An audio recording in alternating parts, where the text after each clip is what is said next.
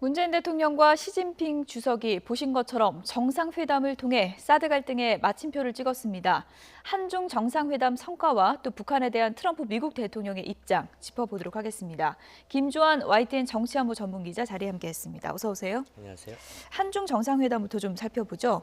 예정된 시간 좀 넘게 계속될 정도로 분위기는 상당히 좀 좋았다고 그러죠? 사실 두 분위기 좋았다는 걸 두 가지 예. 표정에서 읽을 수 있죠. 일단 붉은색의 넥타이를 같이 했고 지난 7월 한중 정상회담 때 시진핑 주석이 잘 안 웃는 사람입니다. 거의 안 웃죠. 예. 그런데 어제 그 모두 발언을 통해서 지금 화면에 나옵니다만 굉장히 얼굴에 많은 미소. 예.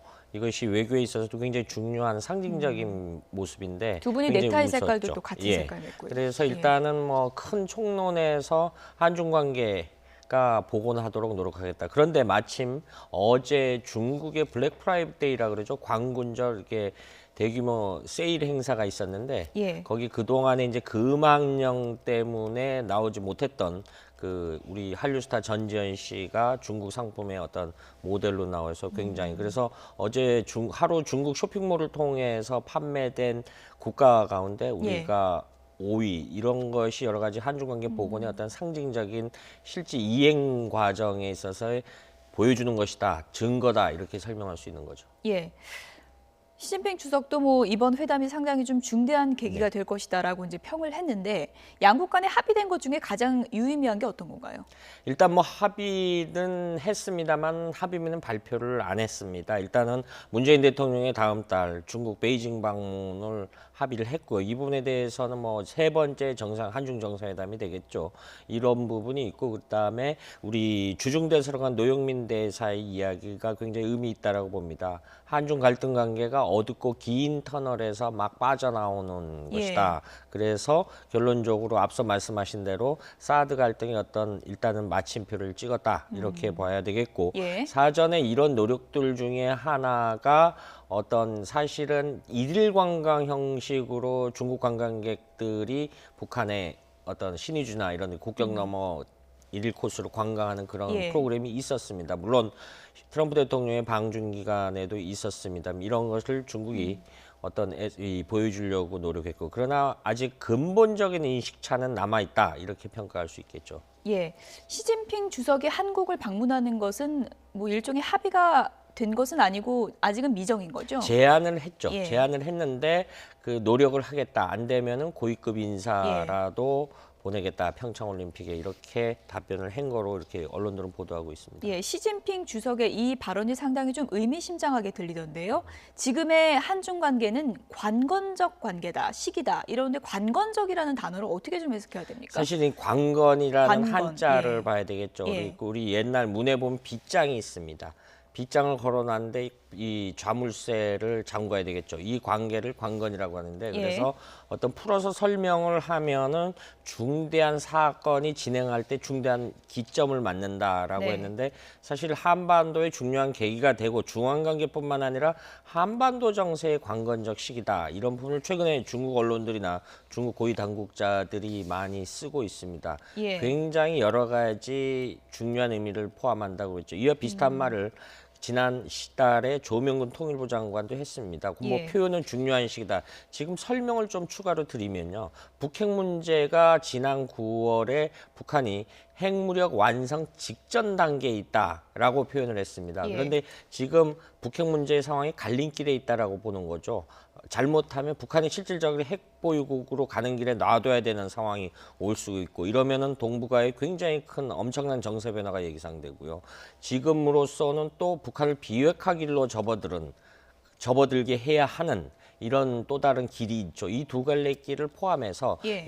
그 앞에 두 갈래 길이 있는데 그 갈림길에 초입에 서 있는 상황을 아마 시진핑 주석이 관건적 시기다 이렇게 표현했다라고 보면 되겠습니다. 일각에서는 이런 시각도 있습니다. 그러니까 중국이 한중 관계가 이제 긍정적으로 돌아서는 건 맞지만 이른바 산불 정책에 대해서 앞으로 좀 더 좀 지켜볼 입장이다. 이런 것을 암시했다는 해석도 있던데 어떻게 보십니까? 사실 그런 측면도 없지 않아 예. 있죠. 어떤 지금 저희 기자의 리포트 내용 중에도 책임 있는 자세를 요구했는데 문재인 대통령이 이제 다른 노력을 중국을 겨냥한 것이 아니다 이런 예. 입장을 표명을 했는데 지금 상황을 좀 역산을 하면요. 2013년도 사실을 한중 간의 관계가 전략적 도발자 관계다. 이런 표현에서 한중 관계가 굉장히 그래서 한중 경사론까지 나왔는데 예.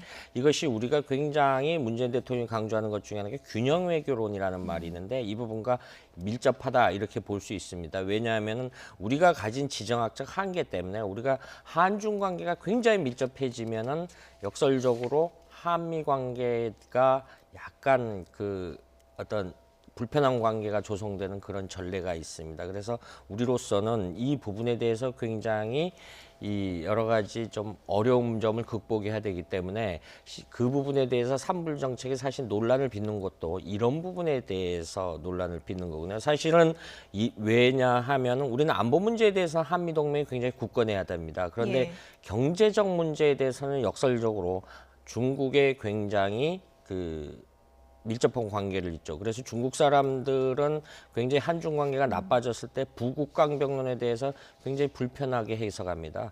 대한민국이 경제적 부를 취하는 것은 예. 중국과 하면서 강병은 왜 태평양 건너 외에 있는 미국과 하느냐 이런 불편한 속내를 표현하는데 이러한 내용들이 이번에 정상회담을 통해서 일단은 봉합이 됐고 수면하러 가라앉았다 이렇게 평가할 수 있는 거죠. 지금 이렇게 관련국들의 정상회담이 활발하게 이루어지고 트럼프 미국 대통령이 또 아시아 순방까지 하는 상황에서 북한이 지금 거의 2달 가까이 잠잠하거든요. 이건 왜 그럴까요? 사실 9월 14일 날 화성 12형을 일본 스가레이업 쪽으로 발사를 한 뒤에 지금까지 굉장히 내일 모레면은 딱 60일째 예. 됐죠. 북한으로서는 고민이 많다라고 저는 보고 싶습니다. 왜냐하면 앞서 관건적 시기 내용을 했죠. 그런데 북한으로서는 미국 등 국제사회가 요구한 대화 테이블에 응하면서 자기들이 일관되게 수십 년 동안 강조했던 적대시 정책을 스스로 포기하는 결과가 돼요. 예. 앞뒤가 안 맞죠. 그러면은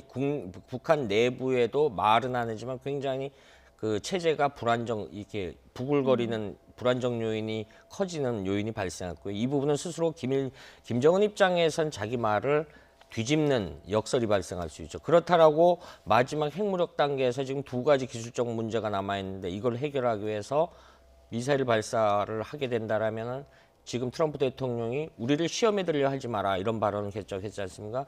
지금 강모 항수단이 한반도 주변에 있고요, 예. 전개됐고 이런 부분에서 어떤 강한 군사적 압박을 받아야 하는 딜레마적인 상황에 있다. 그러니까 평양 지도부는 굉장히 이러지도 못하고 저러지도 못하고 있는 상황에 예. 있다. 말은 안 하지만 예. 그 여러 가지 정황적 증거들이 최근에 간헐적으로 표출이 된다라고 봅니다. 지금. 예.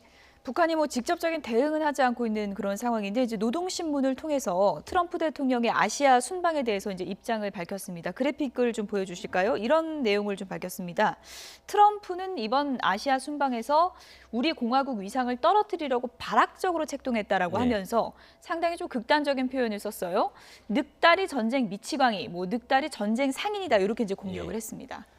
일단 뭐 굉장히 비난조에 사실은 저거보다 더 심한 표현도 있어요. 그런데 예. 지금 방송상 말씀드리긴 좀 불편한 점이 있고요. 그랬는데 이런 부분에 대해서 트럼프 대통령이 굉장히 재치 있게 받았죠. 예. 나는 그에 대해서 작고 뚱뚱하다라고 하지 않는데 예. 왜 그는 나보고 늙은이라고 늙었다고 모욕을 하냐 그랬죠. 이래서 굉장히 예. 불편한 심기를 표현하고 그랬죠. 예, 트럼프 대통령이 이제 트위터에 올린 내용을 좀 보여주실까요? 말씀하신 것처럼 늑다리라는 표현이 상당히 좀 거슬렸던 모양입니다. 그렇죠. 그것을 이제 역으로 좀 조롱을 했는데요. 나를 왜 늙었다고 모욕을 하는지 모르겠다. 나는 김정은을 작고 뚱뚱하다고 한 적이 없다라고 하면서 이것도 일종의 좀 조롱인 것 그렇죠. 같아요. 라고 하면서 그의 친구가 되기 위해 애쓰는데 어쩌면 언젠가 그렇게 될지도 이런 표현은 뭘까요? 북한과 대화를 제의하는 건가요? 굉장히 뉘앙스를 남겼죠. 결국은 이제 공이 북한한테 넘겼다라고 봅니다. 지금 사실 60일 가까이로 북한이 도발을 안 하고 있는데 사실 미국 내나 이런 데에서는 어떤 저거는 국면 전환 시그널을 봐야 한다 이런 목소리들이 예. 워싱턴 주변에서 나오고 있거든요. 이런 부분에 대해서 물론 최근에 방한 기간 중에 북미 직접 대화는 아직 아니다라고 했지만은 중요한 거는 우리가 북미 접촉은 이루어지고 있다. 평양 채널로에서 이루어지고 있는데 그것이 이 서방 국가들의 어떤 당국자들의 접촉이 정책 결정으로 흐름을 바꿀 수 있냐? 이건 아니거든요. 왜냐하면 예. 북한이라는 체제 특성상 김정은의 정책 변화가 있어야 됩니다. 그런데 북평양 내부에서는 김정은에게 상황이 정세가 이런 변화니까 이렇게 해야 됩니다라고 조언할 수 있는 그룹이 거의 한 명도 없다라고 예. 합니다. 이런 부분에서 김정은의 인식을 바꿔줘야 돼야지 어떤 북미 대화라든가 여러 가지 어떤 한반도 정세가 긴장이 완화되는 요인들이 있는데 이 부분에 대해서 김정은을 직접적으로 바꿔줄 수 있는 역설적으로 김정은 체제위원장이 사실 경험이 별로 없지 않습니까? 그렇죠. 굉장히 호전적인 모습 많이 보여줬죠.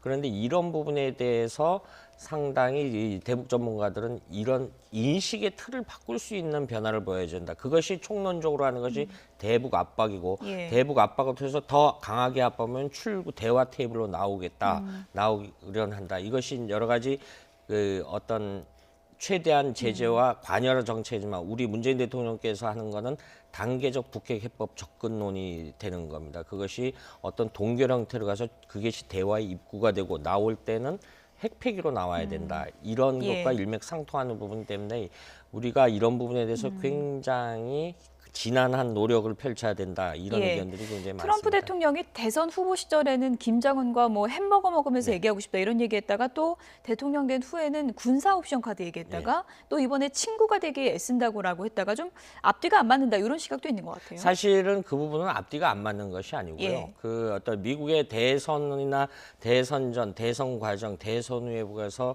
그 등소평 과거 중국 지도자가 한 말이 있습니다. 미국은 대선 전과 얘기와 대선 중의 이야기와 대선 후의 이야기가 다르다. 그 햄버거 먹자라는 얘기는 얼마든지 가는데 대통령 입장으로서 햄버거를 어디서 먹느냐가 하는 문제죠. 예. 왜냐하면은 평양에 갈 수도 없고요.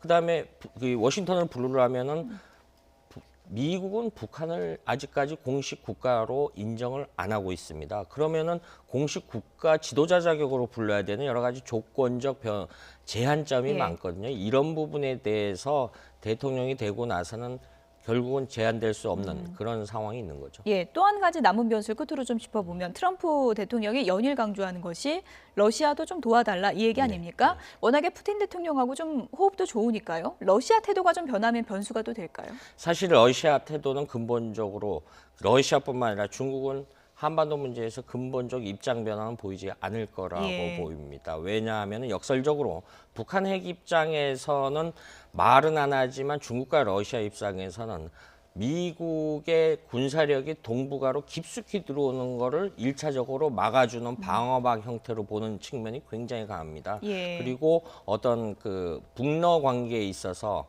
그 어떤 북한이 러시아가 북한에 한 30여만 톤의 원유를 팔고 있습니다. 이 부분에 대해서 우리 고위 당국자가 중단을 해라. 그러면 그 30만 톤의 원유를 한국이 대신 사줄 수 있느냐? 이런 역제안을 했었다라고 하거든요. 예. 이런 굉장히 실리 왜곡하고 어떻게 하기 때문에 이런 근본적인 인식차가 지정학적인 바뀌지 않는 한 예. 굉장히 중국과 러시아의 협조를 우리가 원하는 대로 끌어내기는 굉장히 어렵다라는 것이 현실이라고 봅니다. 그 부분도 이제 외교적 난제로 남겠군요.